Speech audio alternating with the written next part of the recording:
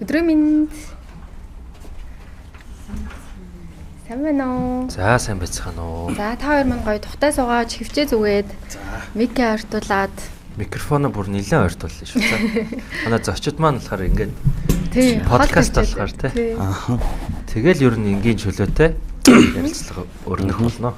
Аа. За. За юуны өмнөөс бидний урилгыг хүлээн авч ирсэн хүрэлцэн ирсэн та хоёртоо маш их баярлалаа. За баярлалаа. Энэ өдрийн мэндийг хүргэе. За.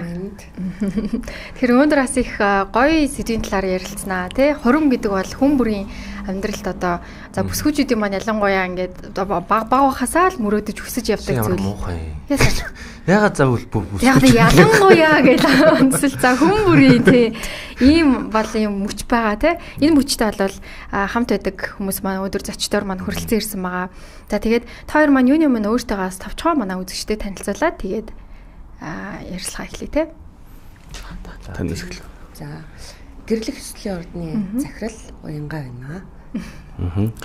Одоо хормын цогц үйлчилгээгээр дагнажилтдаг брэнд медиа группийн захирал Мөнх Баяр гэж байна. За тэгэхээр яг одоо нөгөө нэг 20 30 жилийн өмнөх ч юм уу тэрнээс өмнөх үетэй харьцуулахад сүүлийн үед бас манай монголчууд маань хормын одоо яг нүүл ажиллагаа ёслолтой энэ зүйлдээ маш их юм анхаарал хандуулдаг болсон. Тэгээд та хоёроос асуумаар байна л да. Сүүлийн үед яг монголчууд хормыг ямар байдлаар илүү их хийж байна те зохион байгуулалт талаас нь хийх илүү их юм сонирхолтой байгаа талаас нь хуваалцвал одоо үеийн тренд одоо хаашаа чиглэж байна гэсэн үг тий. Ер нь яг монголчууд эрт үеэсээ л монголчууд гэлтгүй хүн төрлөختийн эрт үеэсээ л хурманд маш их ач холбогдлоо гэж одоо маш их сайхан хийж одоо ирсэн. Тэр нь уламжлал болж бидэнд өвлөгдөө ирсэн. Тэгээд заавал тренд юу гэхээсээ илүүтэй ер нь бол хурм маань өөр их бэлгэдлийн чанартай тийм зүйл. Тэгээд заавал нэг гой ганган юмыг дуурахаас илүү хүмүүс илүү агуулга тал руугаа ах дүүстэй аав ээжтэй гэр бүлдээ зарлж байгаа хүндэтгэл үзүүлж байгаа энэ тал руугаа илүү бас хийж байгаа хүмүүсийн ухамсар их өөрчлөгдөж байгаа гэж хувьдаа бодож байгаа. Таны үед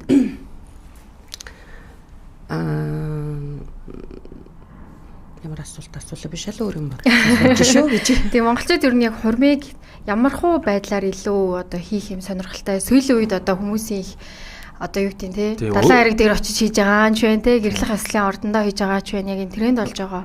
Одоо юм болгоно нөгөө нэг юм юу болж байгаа шүү дээ. Юм болго ингээд олон болж байгаа шүү дээ. Тэгээ янз янзаар л хийж байгаа. Тэгээд хормон дээр одоо энэ гарч байгаа шинжил хормыг бас ойлгож байгаа ард түмэн одоо хүмүүс маань хормыг ойлгож байгаа байдал нь хүртэл өөр болж байгаа. Энэ дээр яг ямар өөрчлөлт гарч байгаа болоо л. Тий. Яг бас яг түрүүнийх шиг хүн төрлөختөн бол ер нь энэ хурим гэдэг зүйлд бас маш их ач холбогдол өгж одоо олон одоо 100 жил гэдэг юм уу энэ ёс заншлын зүйлүүдийг хийж ирсэн юм байна. Тэгээд энэ нь одоо манай Монголд ингээ харахаар сүүлийн үед бол маш их юм дэлгэрмэл.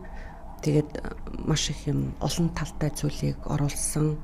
Одоо хурим найр гэдэг утгаараа илүү их явагддаг болсон юм байна. Дэлхийн бусад улс орнуудыг харах юм бол хурим найр гэхээсээ илүүтэйгээр тэр гэрлэх ёслол гэдэг зүйлд одоо батлуулаад тэр бие биендээ нэг амлалт өгж байгаа. Тэр зүйлдээ илүү их анхаарал өгдөг юм байна. Манай Монголд болохоор яг хурим найр гэд гоё тэр найрлж сууж те одоо ёс заншлын бэлэгдлийн одоо олон зүйлийг хийж ах トゥ одоо хамгийн дотны хүмүүсээ цуглуулад одоо нэг өдрийг ингэж өнгөрөөдөг ийм тэмдэглэлт том баяр болгон одоо хийдэг болсон юм байна.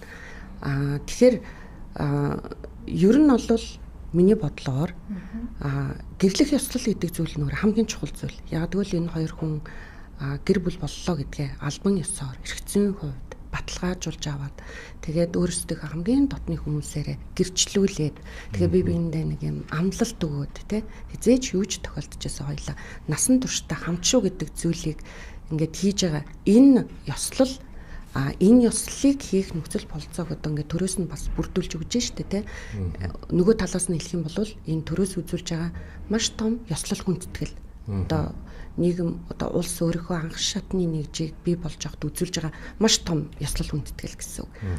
Тэгэхээр сүүлийн үед харин залуучууд маань энэ ойлголт руу бас илүү их орж ирж байна. Хурж ирээд за би одоо хурим найр хийхгүй.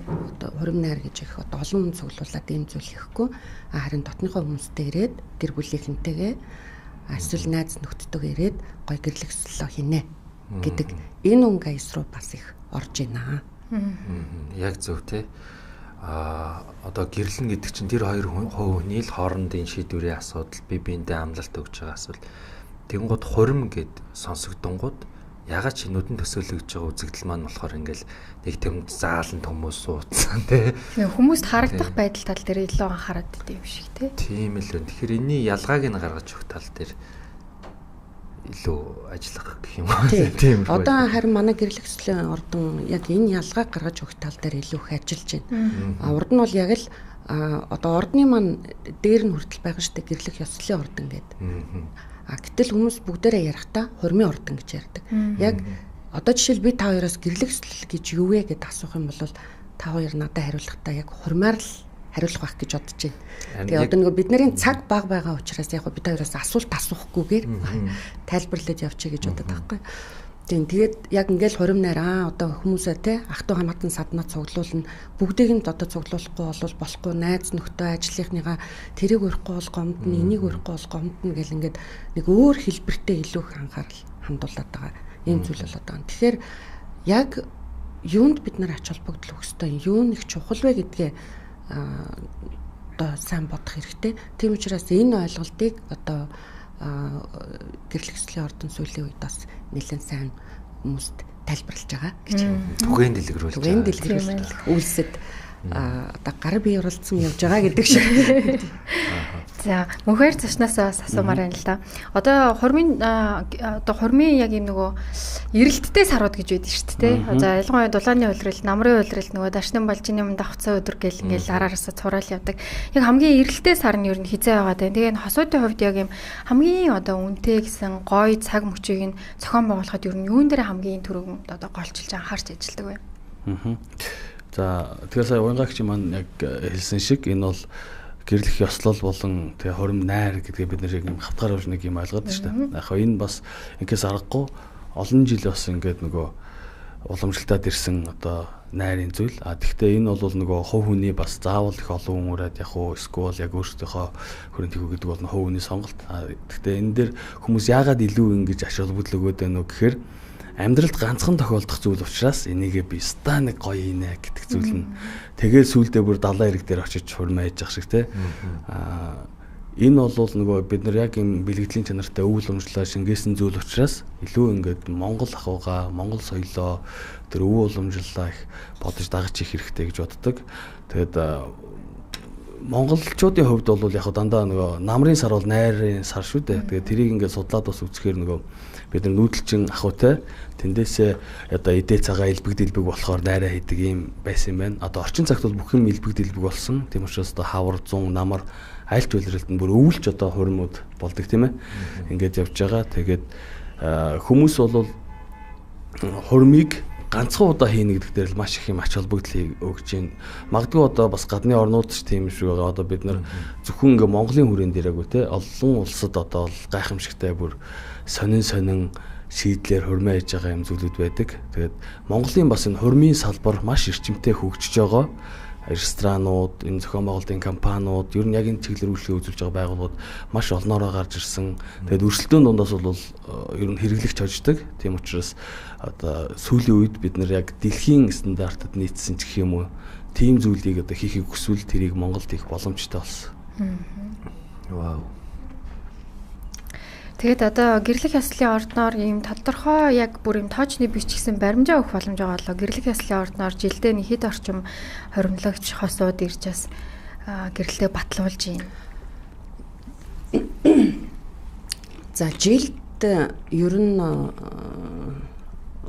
улсынхаа хэмжээнд нийтдээ нэг 20 гаруй одоо хос гэрэлтэй батлуулдаг юм байна. Одоо сүүлийн үеийн ингээд тоонуудыг хараад статистик тоонуудыг хараад тахаар гэрлэх ёслолын ордонд болохоор нэг 1000 гаруй одоо их олон боллоо гэхэд 1000 гаруй хос. За ингээд нэг 20,000-ын 1000 гэд үзвэл нэг ойролцоогоор нэг 5% орж ирээд байгаа. Тийм. Тэгээ бид нар бас энэ дээр ингээд яагаад гэдэг судалгаа бас хийж байгаа. Яагаад бусад хүмүүс орж ирэхгүй байна гэдэг.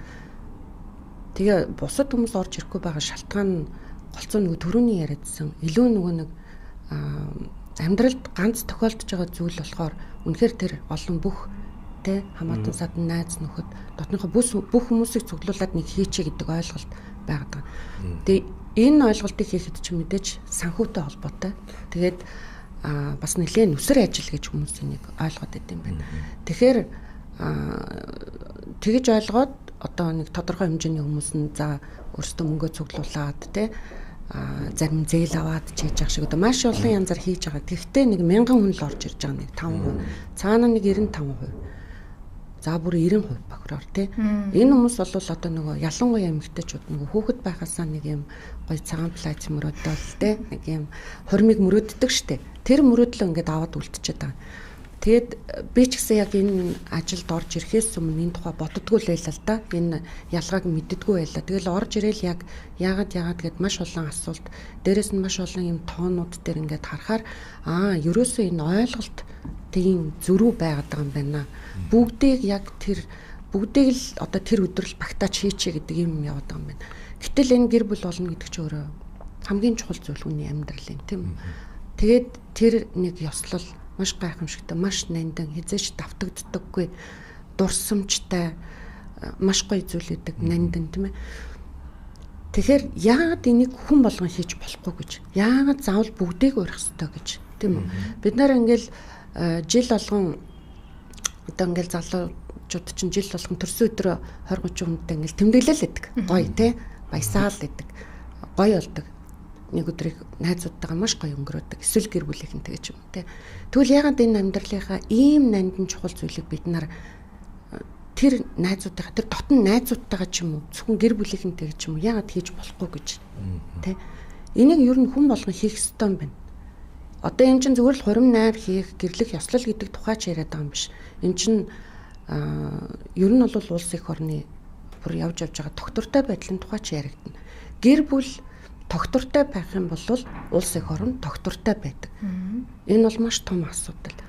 Тэгээд гэр бүлээ тогтвортой байлгах, гэр бүлээ одоо юу гэдгийг удаан бүрэн бүтэн байлгана гэдэг бол маш чухал хариуцлагатай зүйл юм а гэдгийг хүмүүс ойлгох хэрэгтэй. Тэгээ энэ зүйлийг ойлгохын тулд тэр гоё нандин одоо тэр гэрчилгээ авж байгаа тий тэр батламжаа авж байгаа тэр гоё нандин мөчийг ягаад хүн болгон хийж болохгүй гэж хийх хэрэгтэй. Хийснээрээ тэр олон хүмүүсийг ингээд цуглуулаад гэрчлүүлээд хардаа миний нөхөр, хардаа миний эхнэр гэд албан ёсоор ёслол төгөлдөр бас тэр чинь улсын ганцхан үзүүлээд байгаа ёслол одоо хүндэтгэл биш. Бие биенэндээ хандж байгаа хүндэтгэл тий бүр явж чинь хувь хүний үн цэнийг бий болгодог зүйл байгаа байхгүй. Тэгэхээр тэр олон хүнийг урхуу энэ нандин мөчөө ер нь ингээд өөрийнхөө боломжинд бас тааруулаад хийх үү гэдгийг хүн аюул сан бодох хэрэгтэй. Тэгээд би ч гэсэн бодож байгаа шүү дээ. Би залуу байхдаа яагаад нэрээ гэрээхнийгээ дагуулж ирээд хэдүүлэхний хийчих болоогүй. Яагаад эсвэл найзуудтайгаа ирээд гараад яг төрсөн өдөршгөө гой пацитад нэг өдрийг те гой дурсамжтай өнгөрөөж болоогүй. Энийг ерөөсөн нөгөө талаас нь бодоогүй байсан байх шүү гэдэг ингэж байгаа. Илүү нүсрээр бодоод. Тийм, илүү нүсрээр. Одоо бүх юм минимал болж байна. Энэ амьдралын энэ ойлголтыг бид нарт одоо энэ ковид бүр аюул сан ойлголлоо шүү дээ. Ковидоос хойш бол нэлээд өөрчлөгдчихлөө тийм үү хүмүүсийн амьдрал минимал руу явж байна. Тэгэхээр хүн болгон энэ гэрлэх ёслолоо хийх хэрэгтэй. Бүр зайлшгүй. Энэ бол хариуцлага. Эцсийн үр дүнд бол хариуцлага. Энэ хариуцлагыг хүн ухамсарлах ёстой. Олон хүний өмнө гэрчлүүлсэн хүмүүс дараа нь нэг хэрэлдээд аягүй амархан салыг тгий. За би яв чи яв гэдэг нэг ойлгомжтой. Ядаж тэрийгэ бодно штэ. За би чи олон хүний өмнө юу ч тохиолдсон хамтдаа гэсэн. За хоёлаа энэ бэрхшээлийг даван туулна шүү. Хамтдаа явах ёстой. Ийм зүйл байгаа. Тэгэхээр бүгдээрээ хийх хэрэгтэй. Тэгээд ер нь бол гэрлэх ёслолын ордонд ордог төлбөр ч гэсэн уул нь их биш шүү дээ. Хүмүүс ойлгохдоо маш их мөнгө гэж ойлгоод байдаг. Манайх нэг бэлэгтэй сайн өдрөөсөө шалтгаалаад нэг сая тий ачааллаа тэнцвэржүүлэх үүднээс нэг сая 700 мянгаас 2 сая 500-ийн хооронд л төлбөртэй шүү дээ. Тий. Тэгэхээр зэрэг гэр бүлийнхэнтэйгээ ирээд одоо манайд чинь юу вэ гэхээр гэрэл зурагч юм байна. Камермен одоо нөгөө оператор байна. Бид нар тэр нандин мөчөж бүгдийн сайхан буулгаад өгчнө. Тэр дотор болж байгаа бүх үйл явдлыг тэгэл гараал гоё гэрэгнтэйг нэг өдөр гоё хоол идэх бүгдээ тийм эсвэл найзуудтайгаа гоё тэмдэглэн өнгөрөх. Яг үнэ. Ингээл болчих зүйлийг одоо нэг 200 300-ийнхаа мөнгийг бодох юм бол одоо ингээд өнөөдөр хүртэл хийхгүй л ер нь нөгөө хурим гэхлээр амар үнэтэй л гэж хүмүүс санагдаад байгаа. Хурим гэхээр амар мөнгөний л тухай яриад байдаг. Тэгээд тийм манай бидний бас монголчуудын нэг жоохон юу юм шиг байна. Ямыг заавал ингээд их том хийх гээл ямыг ингээд нэг жоохон ингээд хүндрүүлээд байдаг те. Одоо бол илүү ингээд юм бол илүү хөнгөн юм болж штэ. Тэгээд ер нь гэхдээ сүүлийн үед бас залуучуудын хандлага маш өөрчлөгдөж байгаа. Заавал юм нүсгэр ингээд олон хүн уурал их зардал гаргаал ингэхтэй гол нь биш. Ер нь хоёулаа хормын ёслоо игээд аав ээжтэй ах дүүстэй энэ төрдөө гэр бүлээ ингээд зарлаа те. Энэ нь өөрөө хамгийн чухал зүйл юм байна гэдгээ маш сайн ойлгож байгаа. Тэгээд бид нар ер нь анханасаа бас ер нь заавал үнтэй тансаг юу хийх тэр бол хувь хүний сонголт шүү дээ тий. Энгийн даруух хийсэн ч хурим гэдэг зүйл бол өөрөө маш гайхалтай тийм сайхан зүйл. Тийм учраас ер нь хүн болго хурмаа хийдэг байгаа ч тийм учраас хурим болгон тийм үнтэй байдаггүй маа. Энийг бас яг өөрийнхөө одоо хүслээр өөртөө нийцүүлээд хийх боломжтой гэдэг мэдээллийг хүмүүст хүргэх зорилгоор бид нар одоо 7 жил юм хурмын үүсгэлэн зохион байгуулсан. Одоо 8 дахь жилдээ зохион байгуулагдаж байгаа. Тэгээд энэ үүсгэлэнд бас хүмүүс ирж үзэх юм бол заавал хурмын үүсгэлээ. Тий. Экспо болдог тий. Тий, Wedding Expo Mongolia гэдэг одоо энэ жил 8 дахь жилдээ NPM event тал дээр зохион байгуулагдаж байгаа. За энд одоо ирэх юм бол одоо бүх хурмын үйлчлэгээ үзүүлдэг байгууллагууд нэг дор одоо цуглдсан байж байгаа. Одоо сүүлийн 3 жил нийслэлийн гэрэл төслийн ордонтойгоо бас ингээм хамтран зохион байгуулж байгаа. Тэгээд энд ирэхлээр одоо бүх төрлийн үйлчлэгээ үзүүлдэг хүмүүс хосуудаа зөвлөөд ингээд өгнө. Тэгэхээр нөгөө хүмүүс маань бас ойлголтыг авна. Хурим гэдэг чинь тийм заавал их одоо мөнгөтэй хүний хийдэг зүйл биш юм байна гэдгийг бас энд ирээд одоо мэдэх боломжтой байдаг. Тэгэхээр одоо нөгөө сүд бүсгүйн даашинз те сүд залуугийн бас ингээд одоо костюм бичээг хувцас юу байдیں۔ За түүнээс ахуулаад гоёл чимэглэлээд ер нь бүх зүйл нь байгаа гэж ойлгочлох уу экспо дээр? Тий, хурмынтай холбоотой ер нь 20 гаруй тийм үйлчлэгээ байдаг. Саяны таны одоо дурдсан шиг. Эднэр одоо эдний төлөөлөл болсон нийт 55 байгууллага энэ жилийн хувьд оролцож байгаа. Та байршлыг нь дахиад NPM event hall гэдэг нөгөө дунд зам эдэнд байдаг. Монпалмитийн 4 давхурт байрладаг NPM event hall гэдэг одоо сүүлийн үед бас хүмүүс маш их хурмнаар хүлээ авалт юмнуудаа хийдэг тийм event hall байгаа. За энд 55 байгууллага оролцоод өөрсдийн одоо бүтээгдэхүүн үйлчлэгээ танилцуулаад хурмын зөвлөгөө, мэдээллийг өгнө.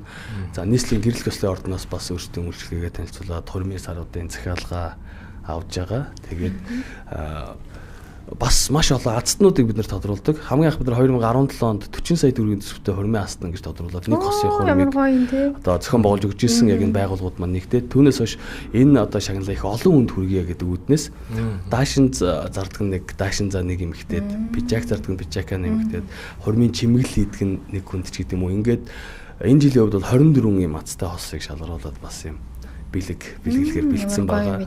Хугацааны хувьд 5 сарын 4-5-ны хагасаа бүтсэн амралтын өдрүүдэд 11-ээс 19 цагийн хооронд NPM event бол зохион байгуулагддаг. 2 өдөр юм байна шүү дээ тий. 2 өдөр. Тэгэхээр бас нөгөө яг энэ хурмын одоо энэ сар идэвхтэй сар гэж хэлж болно шүү дээ. Дулааны улиралд ер нь бол илүү төлхөө болдог. Яг энэ сарууд эхэлж байгаатай холбоотойгоор магадгүй энэ жил одоо эртнээс төлөвлөдөө шүү дээ хүмүүс чинь те энэ жил одоо хурмаа ихэр төлөвлөө таашаа хандхаа хаан зохион байгуулахаа яхаа мэдэхгүй байх юм бол яг нэг экспог зөрөөрөө гэдэг бас үзэгчтэй хэлээ. Тэгээ 5 сарын 4 болон 5-ны өдрүүдэд өглөөний 11 цагаас 17 цагийн хооронд гэсэн те. Тий, яг одоо нөгөө хурмаа их гэж байгаа хүмүүсээс гадна энэ ойрын жилүүдэд бас нэг хурмаа хийвэл яадаг юм болоо ямархуу үнэртэгтэй байд юм бол гэж судалж байгаа хүмүүс бас маш их ирдэг. Одоо жилд нэг 1000 орчим хүн хурмын ёслоо бүртгүүлээ хурмаа хийж ин гэхэд хурмын үүсгэлэнд бол нэг 3000 орчим хүмүүс ирдэг. Тэгэхээр цаана бас ирээл ингээл нэг судалж байгаа хүмүүс байгаа байхгүй. Тэгээд тэн дээр бас яг одоо уянгаагч маань хэлсэн шиг хүмүүс заавал ингээл нөгөө гэрлэх ёслол гэхээр хурим найр гэж ойлгоод яана ямар өндөр зардалтай бол яах вэ гэхээсээ илүү ер нь бол би бас 10 жил яг энэ чиглэлээр ажиллаж байгаа мөртлөө өөрөө хурмаа хийгээгүй. Тэгээд бодож байгаа байхгүй за би одоо бас хурмын ажилтаа хүн чинь амарлаг л хий гэж бодоод яваадсан сүүлийн үед ер нь аав ээж байгаа амьд дээр их сайхан ингээд найрлах ёстой байна. Сайн сайхан өнөр өгдөг яваа харуулах ёстой байна гэж ойлгож байгаа. Тэгээд манай үеийн залуучууд дүүнер энэ үеийн залуучууд бол бас энийг илүү сайн ойлгож байгаа юм шиг сүүлийн үед надад санагддаг болсон. За ингээд та хоёртоо маш их баярлалаа. Тэгээ шууд нэвтрүүлэг учраас нөгөө бидний ярилцахаас хугацаатай байгаад байгаа. Тэгээ та хоёртоо цааш та бүх ажлын амжилт хүсье. Олон хосуудын аз жаргалтай мөчүүдийг бүтээх болтугай гэж хэлсэн яа. Тэгээ бидний урилгыг хүлээн авсанд баярлалаа. Баярлалаа.